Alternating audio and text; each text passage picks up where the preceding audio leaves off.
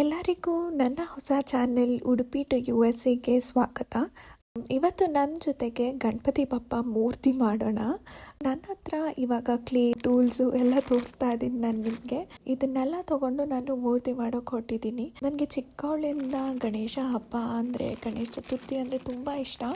ನಮ್ಮ ಮನೇಲಿ ಗಣೇಶ ಮೂರ್ತಿ ಇಡ್ತಿರ್ಲಿಲ್ಲ.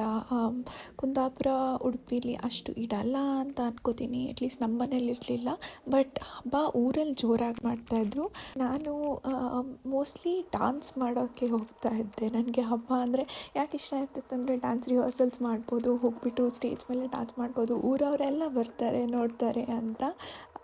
ಸೊ ಆ ಎಕ್ಸೈಟ್ಮೆಂಟ್ ಯಾವಾಗಲೂ ಇರ್ತಿತ್ತು. ನಾನು ಜಾಸ್ತಿ ಆರ್ಟಿಸ್ಟಿಕ್ ಇಲ್ಲ. ಫಸ್ಟ್ ಟೈಮ್ ಇದು ಚಿಕ್ಕವಳಿರ್ಬೇಕಾದ್ರೆ ಸ್ಕೂಲ್ ಕಾಲೇಜಲ್ಲೇ ಆರ್ಟ್ ವರ್ಕ್ ಮಾಡಿದ್ದು ಲಾಸ್ಟು. ಅದಾದಮೇಲೆ ಆವಾಗಲೂ ಕ್ಲೇಯಲ್ಲಿ ಏನಾದರೂ ಮಾಡಿದ್ದೀನ ಅಂತ ನೆನಪಾಗ್ತಾ ಇಲ್ಲ ಆ್ಯಕ್ಚುಲಿ. ಅದಾದಮೇಲಂತೂ ಏನು ಆರ್ಟ್ ವರ್ಕೇ ಮಾಡಿಲ್ಲ ನಾನು.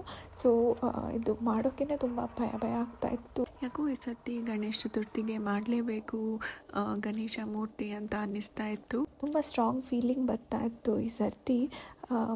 ಅದಕ್ಕೆ ಮಾಡೋಣ ಅಂತ ಅಂದ್ಕೊಂಡೆ. ತುಂಬ ವೀಡಿಯೋಸ್ ನೋಡಿಕೊಂಡೇ ಮಾಡಿರೋದು. ಟೂಲ್ಸನ್ನೆಲ್ಲ ತೊಗೊಂಡು ಬಂದೆ. ಬಟ್ ಏನಾಯಿತು ಅಂದರೆ ತೊಗೊಂಡು ಬಂದಾದಮೇಲೆ 2-3 ದಿವಸ ಡಿಲೇ ಮಾಡ್ತಾ ಹೋದೆ. ಇವತ್ತು ಬೇಡ ನಾಳೆ ಮಾಡೋಣ ಅಂದ್ಬಿಟ್ಟು ತುಂಬ ಕನ್ಫ್ಯೂಷನಲ್ಲಿದ್ದೆ. ಮಾಡೋದಾ ಬೇಡವಾ ಅಂತ. ಬಟ್ ಹೇಗೋ ಲಾಸ್ಟಲ್ಲಿ ದೇವರಿಗೆ ಕೈ ಮುಕ್ಕೊಂಡು ದೇವರೇ ನೀನೇ ಕಾಪಾಡು ಅಂತ ಹೇಳಿಬಿಟ್ಟು ಹಬ್ಬದ ದಿವಸನೇ ಮಾಡಿದೆ. ಹೇಗೆ ಮಾಡೋದಂತ ಗೊತ್ತಿರಲಿಲ್ಲ. ಸೊ ನಾನು ಕೂಡ ತುಂಬ ಯೂಟ್ಯೂಬ್ ವಿಡಿಯೋಸ್ ನೋಡಿಕೊಂಡು ಪಕ್ಕದಲ್ಲೇ ನೋಡ್ಕೊಂಡು ಮಾಡ್ತಾ ಇದ್ದೆ.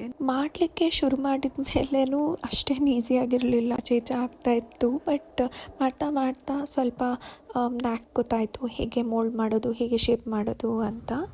ನೀವೇ ನೋಡ್ಬೋದು, ಪರ್ಫೆಕ್ಟ್ ಇಲ್ಲ ಅಂದರೂ ಸುಂದರವಾದ ಗಣೇಶನ ಮೂರ್ತಿ ನನ್ನ ಕೈಯಲ್ಲಿ ಮೂಡ್ ಬಂತು. ಭಕ್ತಿಯಿಂದ ಮಾಡಿದೆ, ದೇವರೇ ಫಲ ಕೊಟ್ಟ ಅಂತ ಅನ್ನಿಸ್ತು. ನನಗೆ ತುಂಬ ಖುಷಿಯಾಯಿತು, ತುಂಬ ತೃಪ್ತಿ ಆಯಿತು ಮನಸ್ಸಿಗೆ. ಹಾಗೆ ದೇವರನ್ನ ಇಟ್ಬಿಟ್ಟು ಪೂಜೆ ಮಾಡಿದೆ, ಗಣೇಶ ಚತುರ್ಥಿನ ಸೆಲೆಬ್ರೇಟ್ ಮಾಡಿದೆ. ನಿಮ್ಮ ಗಣೇಶ ಚತುರ್ಥಿ ಹೇಗಿತ್ತು?